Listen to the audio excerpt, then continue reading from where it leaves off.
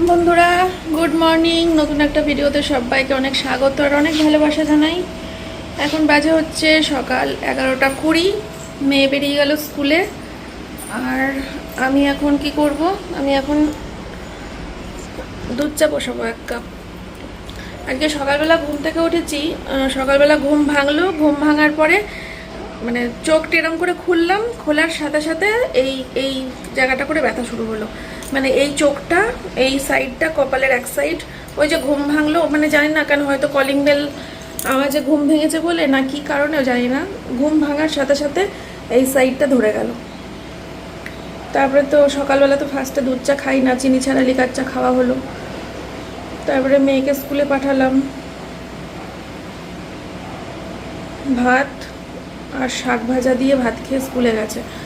আজকে কলমির শাক রান্না করেছি, কালকে মাসি কলমির শাক কেটে দিয়ে গেছিলো, তো কলমির শাক দিয়ে ভাত খেয়ে মেয়ে স্কুলে গেছে। বাড়ি এসে তারপরে তো মাংসটা গরম করব, কালকের মাংসটা আছে ওটা গরম করব, হয়ে যাবে দুপুরটা।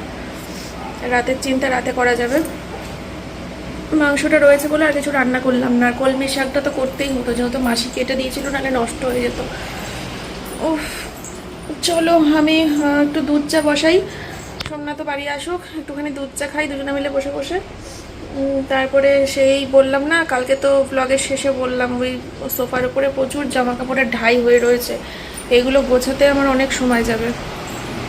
এই দেখো, তার উপরে গতকালকের ভিডিওটা এখনও এডিটিং করা হয়নি, গতকালকের ভিডিওটা এডিট করতে বসতে হবে। এখন আমার সব ঘরের মধ্যেই কাজ, আগে এডিট করে নেবো। হ্যাঁ, আগে চাটা খেয়ে নেবো।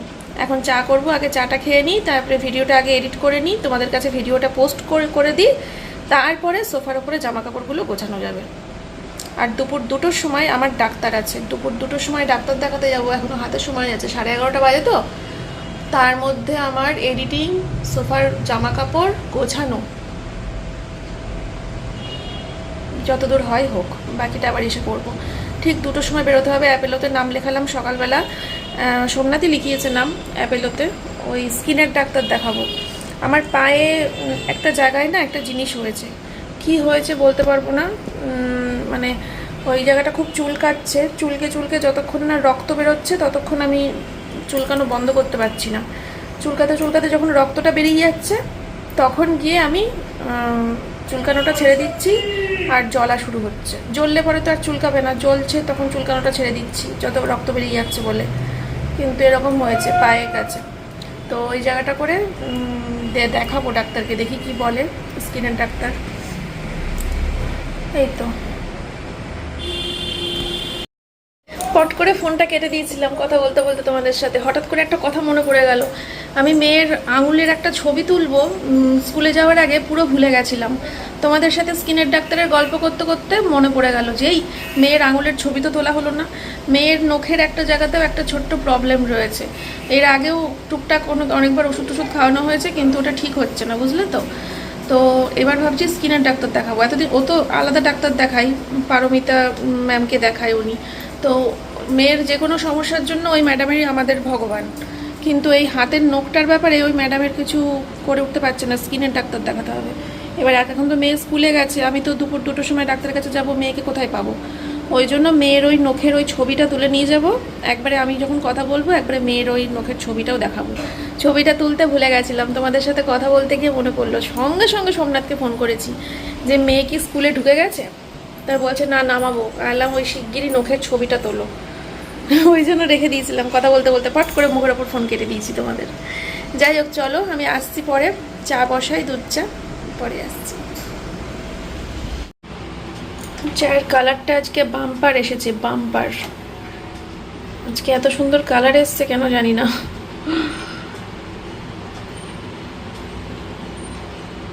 জমিয়ে চা খাবো। এই যে কাপ রেডি করে নিয়েছি, আমারটাই চিনি দিয়েছি, সোমনাথেরটাই দিইনি। আর জানলা বন্ধ করেই করতে হচ্ছে, কারণ ওই কি বলে, প্রচণ্ড হাওয়া দিচ্ছে, প্রচণ্ড হাওয়া, পুরো উড়িয়ে নিয়ে যাচ্ছে চারিদিক। 2 দিন ধরেই শুরু হয়েছে দেখছি হাওয়া।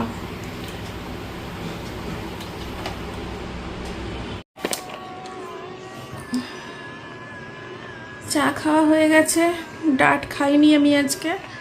চা খেয়ে তারপরে মাথায় বাম লাগিয়ে মেসেজ করছি।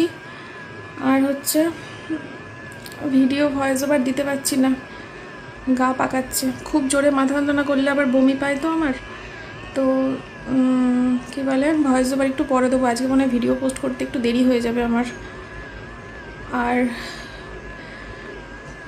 সোমনাথ অ্যাপোলো ফার্মেসিতে আমার মাইগ্রেনের জন্য ডাক্তারের নাম লিখিয়েছে, কিন্তু 7 তারিখের আগে কোনো ভালো ডাক্তার নেই। 7 তারিখে ডাক্তার বসবে। সোমনাথ বলছিল তাহলে অন্য কোথাও নাম লেখাই, আমি বললাম না, সব কিছু এখন থেকে অ্যাপোলো ফার্মেসিতেই হবে। বললি কচ্ছপটা পড়ে গেল।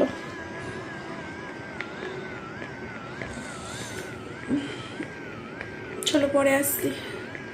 এই দিকের চোখটা আরো ফুলছে, দেখেছো? আমার চোখ বলে দিচ্ছে আমার কোন চোখের কোন সাইডে ব্যথা। দেখো এই চোখটা।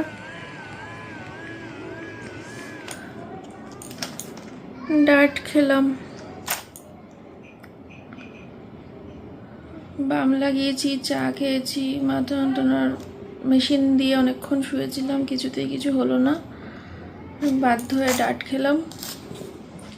এখন বাজে ঠিক দুপুর 2টো। এখন আমার ডাক্তারের ওখানে নাম লেখানো ছিল, স্কিনের ডাক্তারের ওখানে যেতে পারবো না। সোমনাথকে বললাম নাম কাটিয়ে দাও আমার, দিয়ে দেখো মাইগ্রেনের ডাক্তার কি বলছে। তা মাইগ্রেনের ডাক্তারের সাথে ওখানে কথা হলো। 7 তারিখ ছিল, সেটা বুধবার করা হয়েছে নাকি, বুধবারে কি 7 তারিখ না, বুধবারে 7 তারিখ না, 7 তারিখ তো অনেক দেরি। এটা অন্য ডাক্তার, অ্যাপেলোরই অন্য ডাক্তার। বুধবার মানে আজকে হচ্ছে সোমবার, পরশু দিনকে ডাক্তার। এখনই কমে যাবে আশা করি, ডার্ট খেয়েছি তো।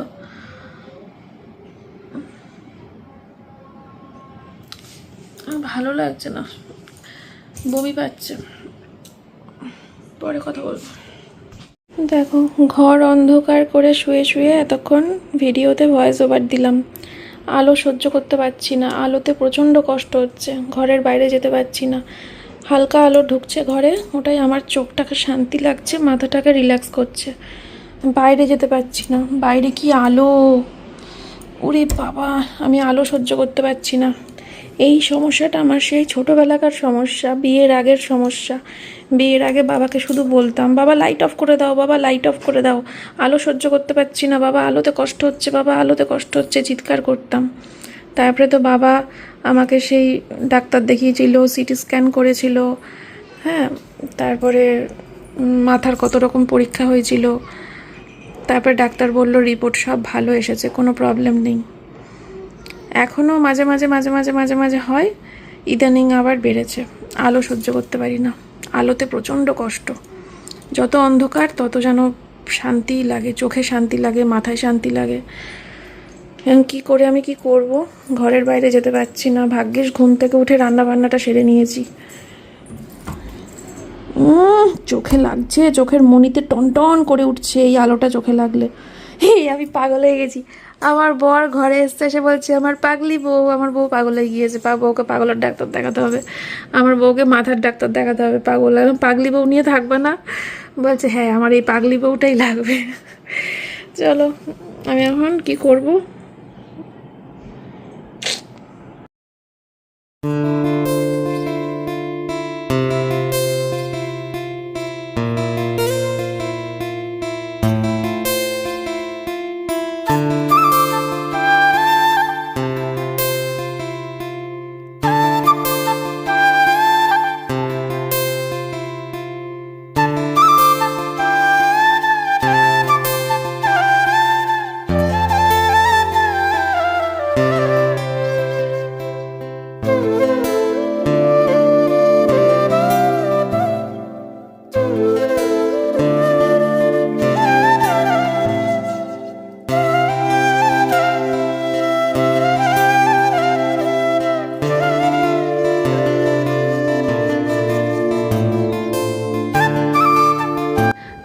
খাওয়ার পরে তারপরে আমার শরীরটা হঠাৎ করেই পুরোপুরি সুস্থ হয়ে গেল।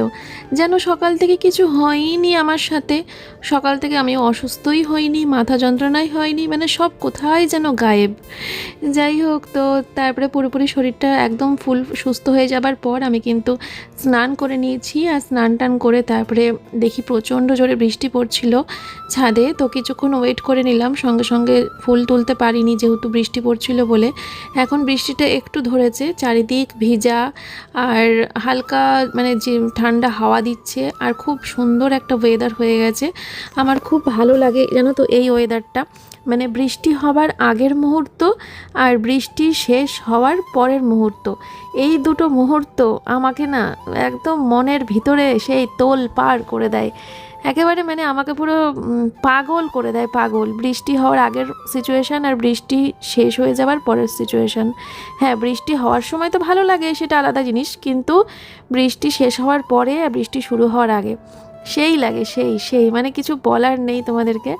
যাই হোক, সমস্ত ফুল তুলে নিলাম, যত ফুল দেখতে পাচ্ছি। এখানে দেখো কতগুলো জবা ফুল ফুটেছে, তো জবা ফুলগুলো তুলে নিচ্ছি। বজরংবলীকে দেবো একটা, আর লক্ষ্মীর মা লক্ষ্মীকে দেব, আর গণেশকে দেব, ঘটে দেব। তো অনেকগুলো ফুলই ফুটেছে। হলুদ ফুলও তো রোজ অনেক করে করে ফুটছে। এই যে সামনে শীতকাল আসতে যাচ্ছে, আর ফুল পাবো না। শীতকালটায় আমার গাছে সেরকম ফুলই ফোটে না জানো, সব এই গরমের ফুল। আর বলে কি না 12 মাসের ফুল দিদি নেন, দিদি 12 মাসের ফুল। আর এই গাছটা কালকে এতগুলো ফুল একসাথে ফুটবে, কি লাগবে কালকে দেখতে বলো তো। যাই হোক, দেখো আমার ঠাকুরের এখানে কিন্তু পুজো দেওয়া হয়ে গেছে। সমস্ত ঠাকুরকে সুন্দর করে গুছিয়ে পুজো দিয়ে নিয়েছি, একদম কাজ কমপ্লিট ওপরের আমার। আর এবার আমি দরজাটা কিন্তু বন্ধ করে দেবো, কারণ যখন তখন আবার বৃষ্টি চলে আসতে পারে, বলা যায় না, তাই দরজাটা খুলে রেখে লাভ নেই। তো চলো দরজাটা বন্ধ করে দিই। এবার নিচে গিয়ে খাওয়া দাওয়া করবো, সেটা তোমাদের সাথে শেয়ার করব। চলো নিচে যাই। ওপরের ঘরটা তো গোছানোই। আর এই যে দেখো নিচে এসে কিন্তু মাংসটাকে গরম বোধ করতে বসিয়ে দিয়েছি। অনেকগুলো মাংসই রয়েছে এখন, তো আলু বেশি নেই, আলু বেশি দেওয়া হয়নি, আসলে মাংসটা বেশি ছিল বলে আলু বেশি দিতে পারিনি, ওই জন্য আলু অল্পই আছে, তাও হয়ে যাবে। আর এই যে সকালবেলা কলমির শাক রান্না করেছিলাম, তো সেটা এখনও কড়াইতেই রয়েছে, এটা এখন ঢালতে হবে। তো কলমির শাক খেতে তোমরা কারা কারা ভালোবাসো অবশ্যই কমেন্ট করে জানাবে। আমরা সবাই সব রকম শাকই খেতে ভালোবাসি, লাল শাক, কলমির শাক, পালং শাক, এগুলো আমাদের ভীষণ পছন্দের শাক। তো এই যে দেখো মাংসটা গরম করার পর কিন্তু আমাদের 3 জনের জন্য 3টে বাটিতে ঢেলে ভাগ ভাগ করে নিয়েছি, যাতে খেতে দিতে বা খেতে বসতেও সুবিধা হয়। আর শাকটাকেও ঢেলে নিয়েছি। তো আমাদের এইভাবে দুপুরটা হয়ে যাবে, তারপরে রাত্রের চিন্তা আবার রাতে করতে হবে। হ্যালো এভরিওয়ান, সবাইকে জানাই গুড আফটারনুন। এখন বাজে হচ্ছে সন্ধে 6:15। তো আজকে না একটা ভালো জিনিস পেয়েছি হইচইতে, কার্মা ক্লিনিক। এই তোমরা দেখো কিন্তু সবাই কার্মা ক্লিনিক হইচইতে। হ্যাঁ, ওই কি বলে, আমরা গেছিলাম মনে আছে পিএলআর করাতে। আমি এমনি পিএলআর বিশ্বাস কতটুকু করি আমি জানি না, বিশ্বাসের প্রশ্ন নয়, বিষয়টা হচ্ছে ভালো লাগার প্রশ্ন, ভালোবাসার প্রশ্ন। পিএলআর জিনিসটা আমি প্রচণ্ড ভালোবাসি, প্রচণ্ড ভালো লাগে। বিশ্বাস করি কি করি না সেটা আমার মনও জানে না, যে আমার মন নিজেও জানে না যে অ্যাকচুয়ালি পিএলআরকে বিশ্বাস করি কি করি না। মানে পাস্ট লাইফ থেরাপি যেটা আমরা করেছিলাম তোমরা জানো, আমার মন প্রচণ্ড চঞ্চল, আমার মন শান্ত হয়নি, সেই কারণে আমি পিএলআরে কিছু দেখতে পাইনি আগের জন্ম সম্বন্ধে। কিন্তু সোমনাথ খুব শান্ত প্রকৃতির ছেলে, ওই জন্য সোমনাথ কিন্তু আগের জন্মটা দেখতে পেয়েছিল, সেই নিয়ে একটা ভিডিও করেছিলাম, তোমরা সবটাই জানো। তো ভাবতে পারিনি এবার জিটিভি স্টার প্লাসে না জিটিভিতে যেন অনেক বছর আগে হতো পিএলআরের একটা অনুষ্ঠান, কিন্তু সেটা কি কারণে জানি না বন্ধ হয়ে গেছিলো। এখন দেখছি হইচইতে আবার নতুন করে কার্মা ক্লিনিক বলে একটা জিনিস শুরু হয়েছে, যেখানে 4টে এপিসোড রয়েছে, 4টে মেয়ে আসবে, 4বার পিএলআর হবে, 4 রকম ঘটনার উপর আর কি। তো 4টে মেয়ে তার পুনর্জন্ম দেখতে পাবে, আগের জন্মের সব কিছু। তো ভীষণ আগ্রহ সহকারে দেখছি এটা অনেকক্ষণ ধরে। এখানে আরও অনেকেই আছে, জ্যোতিষশাস্ত্র টাস্ত্রবিদ আরও অনেকে, কিন্তু ওগুলো ইন্টারেস্ট লাগছে না, আমার ওই পিএলআরের ইন্টারেস্ট লাগছে, আমার খুব ভালো লাগে। দেখি ইচ্ছা আছে ভবিষ্যতে আবার কখনো না কখনো কোনো ভালো জায়গায় যাওয়ার, মানে আরও বড় কোনো জায়গায় যাওয়ার। আমি তো কলকাতার কাছে গেছিলাম, কিন্তু আরও বেটার কোনো অপশান যদি কখনো পাই, সময় হয়, সুযোগ হয়, তাহলে আবার যাব। তার আগে নিজের মনটাকে শান্ত করে যেতে হবে, নাহলে সব জায়গায় তো আর এরকম অপশান দেয় না যে আমার 5,000 টাকাটা নষ্ট হবে, সেই জন্য সোমনাথকে ওরা করিয়েছিল। সব জায়গায় তো সেই অপশান থাকে না। দেখলো আমি কিছু দেখতে পেলাম না, মন শান্ত হলো না, বলে দিল যান, টাকাটাও গেল, সবই গেল। তো ভালো কোথাও যেতে হবে। এইটা দেখার পর থেকে তো আমারই যেতে ইচ্ছে করছে এখানে, এই যেটা এখন দেখছি কার্মা ক্লিনিক। আমি জানি না এই কার্মা ক্লিনিকে যাওয়ার জন্য কোথায় কি অ্যাপ্লিকেশান, কোথায় কি মানে ফর্ম টর্ম ফিল আপ করতে হয়, কিভাবে কি যেতে হয় জানি না। সেই প্রসেসটা দেখি ইউটিউবে সার্চ ফার্চ করব, যদি সেই প্রসেসটা জানতে পারি তাহলে কার্মা ক্লিনিকে আমিই যাওয়ার চেষ্টা করব। আমার ভীষণ ভালো লাগে কার্মা ক্লিনিক, মানে কার্মা ক্লিনিক না, মানে আমার ভীষণ ভালো লাগে পিএলআর, পাস্ট লাইফ, কোনো আগের জন্মটা সব কিছু দেখার। সোমনাথ দেখতে পেয়েছে ঠিকই, কিন্তু আমারও তো দেখতে ইচ্ছে করে বলো। আর আমি দেখার পরে যদি দেখি যে না সোমনাথের সাথে আমার দেখা, আমার ঘটনাগুলো মিলে যাচ্ছে, তাহলে তো সত্যিই বিষয়টা সত্য। আর যদি সোমনাথ দেখেছে এক, আমি দেখি আর এক, তাহলে তো বিষয়টা আবার অন্য হয়ে যাচ্ছে। যাই হোক, তোমরা অবশ্যই দেখবে হইচইতে কার্মা ক্লিনিক। অনেক বকবক করে নিলাম। আর এখানে কিভাবে যেতে হয়, কিভাবে যেতে হবে, তোমাদের কারোর জানা থাকলে কমেন্ট বক্স খোলা আছে, কমেন্ট করে দিও। মাসি কাজবাজ করছে রান্নাঘরে, মেয়ে ওপরের ঘরে পড়তে বসেছে, ম্যাডাম এসছে, ছুটি হতে হতে সেই 8:30 আর বেজে যাবে। তারপরে তো খাওয়া দাওয়া শোয়া, এই তো। আর সোমনাথ একটু পরে হয়তো চা বসাতে বলবে, তারপরে চা করব, এই তো। আজকে রাতে খাওয়া দাওয়ার ব্যবস্থা করতে হবে। দুপুরবেলা তো সব এটা ওটা সেটা দিয়ে উঠে গেছে, রাত্রে কি খাওয়া দাওয়া হবে রাতে, চলো পরে চিন্তা হবে, এখন দেখি। টাটা। তো বন্ধুরা, কার্মা ক্লিনিক আপাতত শেষ, 4টেই এপিসোড ছিল, শেষ হলো। এবার আমি দেখব হচ্ছে বহু প্রতীক্ষিত অজেয়া চলে এসেছে। মানে 2-3 দিন আগে মনে হয় হয়েছে, বুঝতে পারলে তো। ফাইনালি এখন শুরু করছি দেখা। অপেক্ষা করছিলাম এটা দেখার জন্য,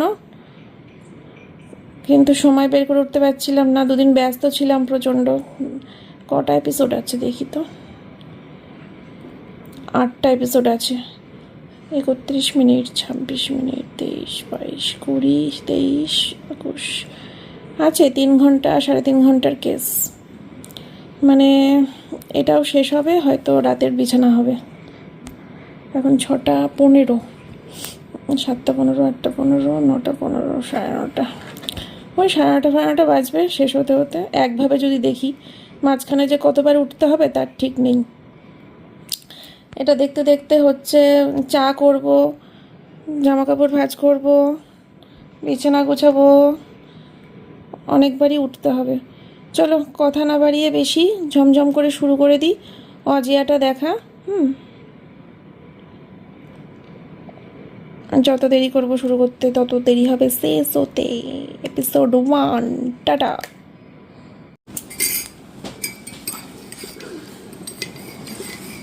চিনি দিলে পরে কালারটা বেশ সুন্দর হয়ে যায় পরে। সোমনাথের চাটা অন্যরকম দেখতে হয়। আমিও চিনি ছাড়া খাই সোমনাথের সাথে সকালে। চিনি ছাড়া খাওয়া ভালো।